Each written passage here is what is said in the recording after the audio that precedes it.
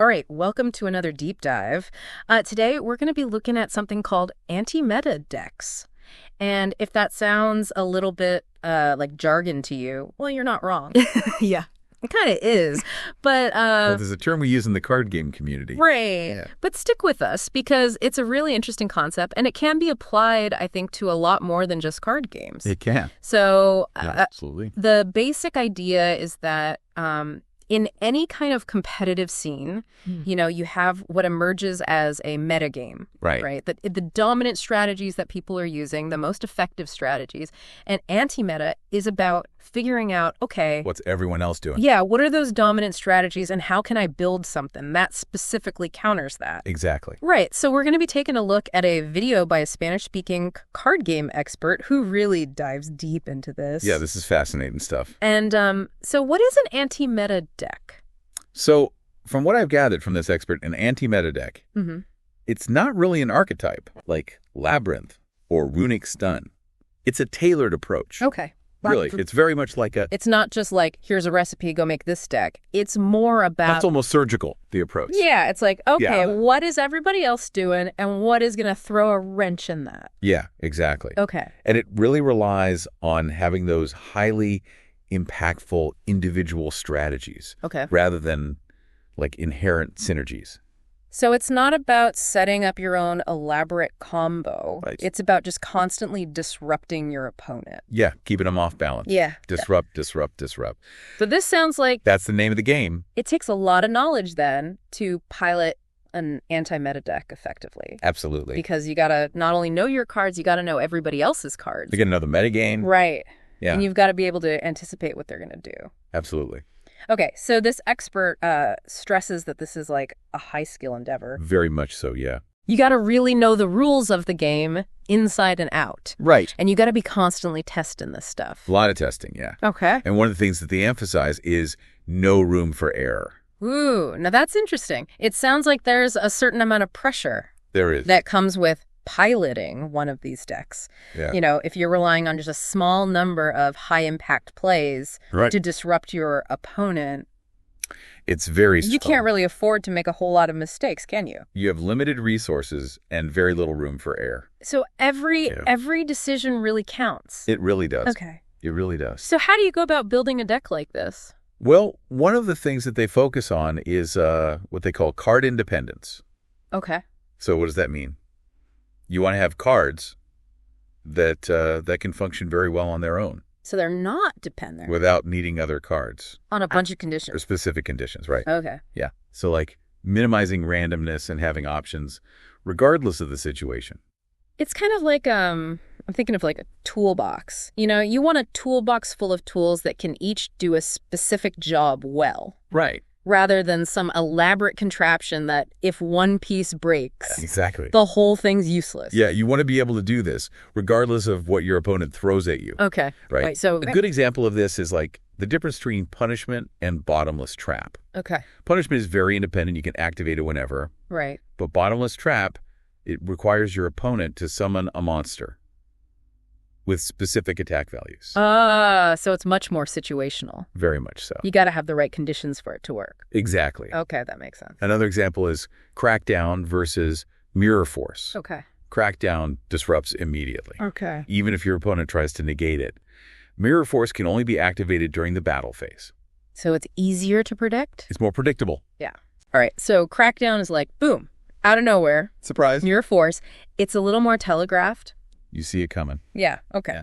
Interesting. So you want to... And this is interesting because the expert talks about how in their own deck, they include 6 dependent cards.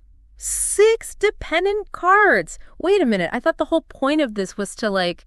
I know. Minimize your reliance on certain conditions. It seems to contradict. Yeah. But it just goes to show that there's nuance. Okay. And there's a certain amount of adaptability that you have to have. So it's not just a rigid formula. Exactly. It's more like a philosophy. And you need to adapt. All right. I'm really curious to hear about these 6 dependent cards and how they fit into the overall picture. We'll get into that. Okay. But this whole idea of card independence, this need to like control as many variables as possible, does that resonate with you at all?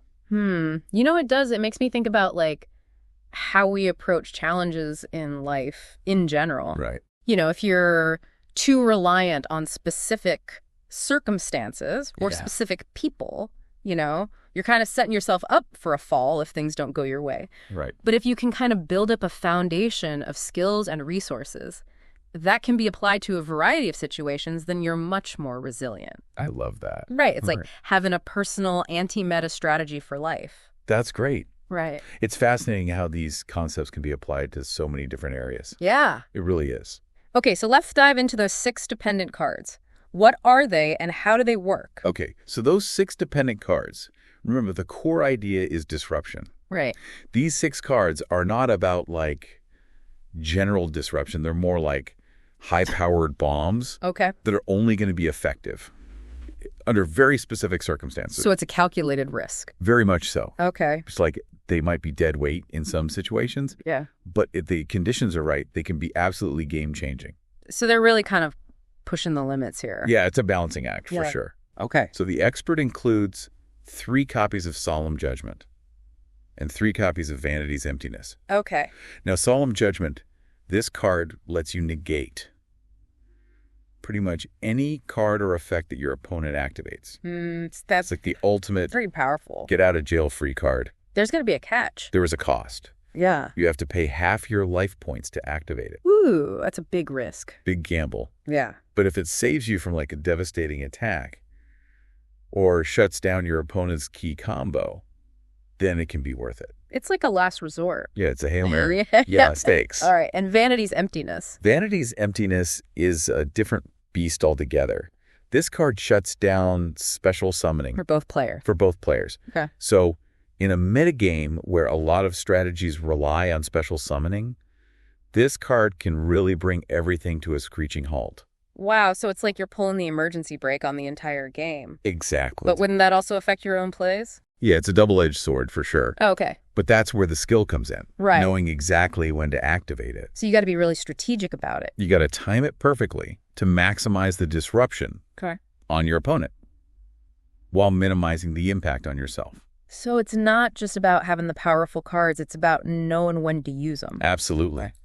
The expert emphasizes that these dependent cards, while risky, they offer a level of disruption that's hard to achieve with independent cards alone. So you're kind of sacrificing consistency for the potential of this like huge impact. Exactly. It's about finding that sweet spot between consistency and explosive impact. So there is a method to the madness here. Like there is. A lot of thought goes into it.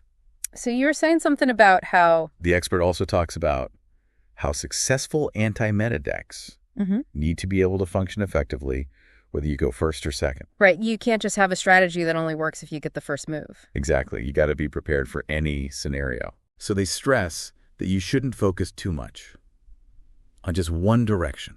Okay. Minimize your reliance on luck. So you want to have cards that can disrupt your opponent's plays, whether they're setting up their board or launching an attack. You get a balanced toolkit. Yeah. Okay.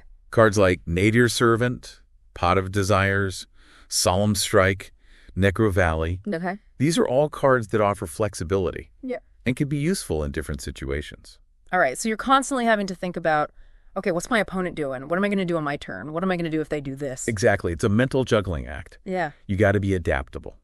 Okay. So this whole idea of disruption and counter strategies, this anti-meta mindset, do you think it can be applied to other areas beyond card games? You know, it's funny you mentioned that because I was just thinking about that. Yeah. I think it can. Absolutely. Yeah. The expert actually talks about this a little bit. They suggest that.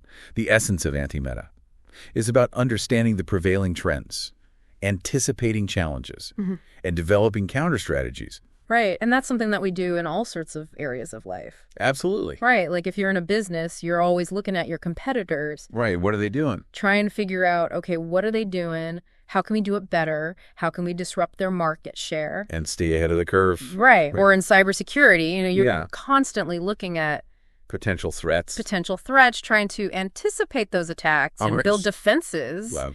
Right. Yeah. I think even in like personal relationships. Yeah. If you can understand the dynamics. The communication patterns. Yeah. You can navigate conflicts better. Right. You can build stronger connections. Yeah. I love how you're connecting these dots. It's really fascinating. We started with card games, and now we're talking about life. It's all connected.